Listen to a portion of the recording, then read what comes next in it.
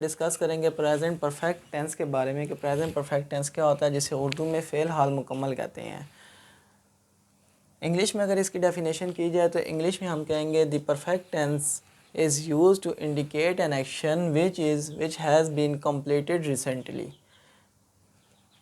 As he has eaten the apple. Urdu में अगर इसकी डेफिनेशन की जाए फ़ेल हाल मुकम्मल इसको कहते हैं, यानी कि माजी करीब, बिल्कुल अभी अभी करीब का गुज़रा हुआ ज़माना, करीब के गुज़रे हुए ज़माने को फ़ेल माजी करीब कहते हैं।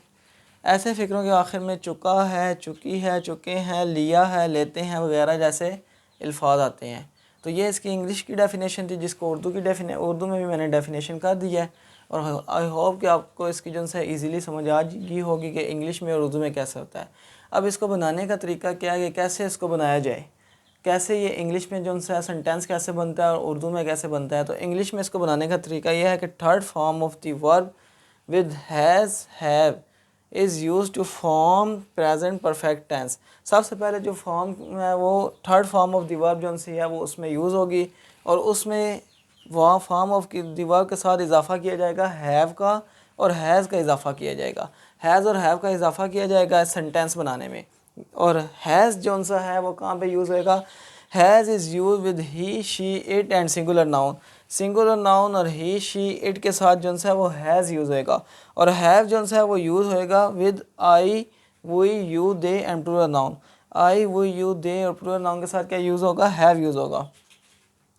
अब ये देखें, मैंने एक सेंटेंस बनाया है जिसमें लिखा हुआ वी दे या आई, इन तीनों में से कोई भी यूज़ हो सकता है। Have claimed third form of the verb. So फ़ौरन बाद इस सब्जेक्ट के फ़ौरन बाद क्या आ गया, हैव आ गया। सब्जेक्ट के फ़ौरन बाद हमने हैव लगाना है, फिर third form of the verb. I have climbed up the tree in the garden. ठीक है, I have climbed up the tree in the garden.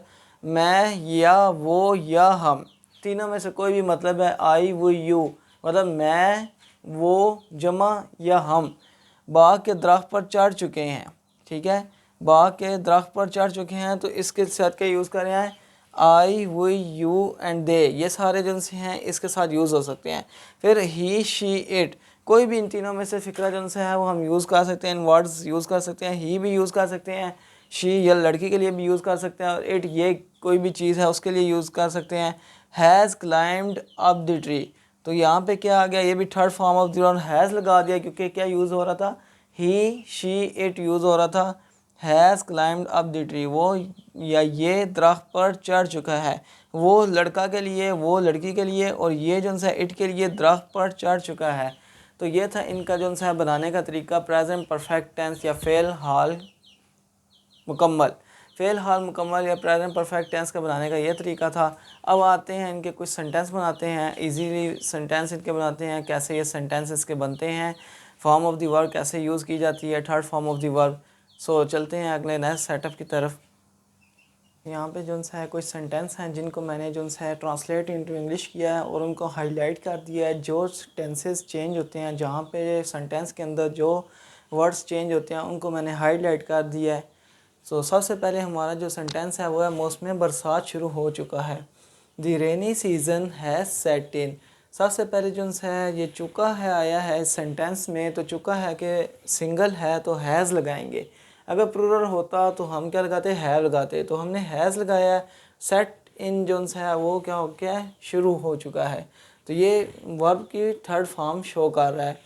उस लड़की ने कहानी लिख ली है। That girl has written the story. अब गर्ल जो है वो सिंगुलर है, लड़की सिंगुलर है, तो हमने क्या लगा दिया, डैट। उस लड़की ने कहानी लिख ली है। That girl has written the story, third form of the verb यहाँ पे भी यूज़ हुई है। हमने दावत कबूल कर ली है। We have accepted the invitation. अब वही हम जमा है, और वही के साथ मैंने आपको बताया था कि हैव यूज़ होता है, तो वही के फ़ौरन बाद, सब्जेक्ट के फ़ौरन बाद हैव, साथ ही third form of the verb we have accepted the invitation. पौधे बढ़कर दरख्त बन चुके हैं, तो पौधे जमा हैं, तो प्लांट्स यहाँ पे एस लगा दिया गया है, तो plants have grown into trees. तो ग्रोन जो है वो third form of the verb को शो कर रहा है, इसलिए मैंने इसको रेड कर दिया है।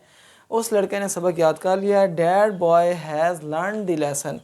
तो यहाँ पे लड़का सिंगल है और इसलिए इसके साथ जो है हैज़ आ रहा है, और लर्न जो है वो third form of the verb को शो कर रहा है। अब मैं आपको कोई सेंटेंस दूंगा और आपने उसकी ट्रांसलेट इनटू इंग्लिश करनी होगी और इंशाल्लाह नेक्स्ट लेक्चर में जो है मैं उसको ट्रांसलेट इन इंग्लिश करके दिखाऊंगा। स्टूडेंट्स, हमने जो सा है मैंने कुछ सेंटेंस लिखे हैं, आपने इनकी जो सा है इंग्लिश करनी है। मुश्किल जो से हैं वो वर्ड्स जो से हैं उनके मैं आपको इंग्लिश जो सा बता देता हूँ। हम बंदूक चला चुके हैं, तो चलाने को हम कहेंगे फायर्ड, ठीक है। तमाम परिंदे उड़ चुके हैं, तो उड़ने को क्या कहते हैं? फ्लाइंग। कोई इतना मुश्किल वर्ड्स नहीं है। फिर नसीमा ने इम्तिहान पास कर लिया है, तो इम्तिहान को हम कह देंगे एग्ज़ाम्स। बोर्ड ने नतीजे का ऐलान कर दिया है, तो नतीजे का ऐलान करना डिक्लेयर्ड।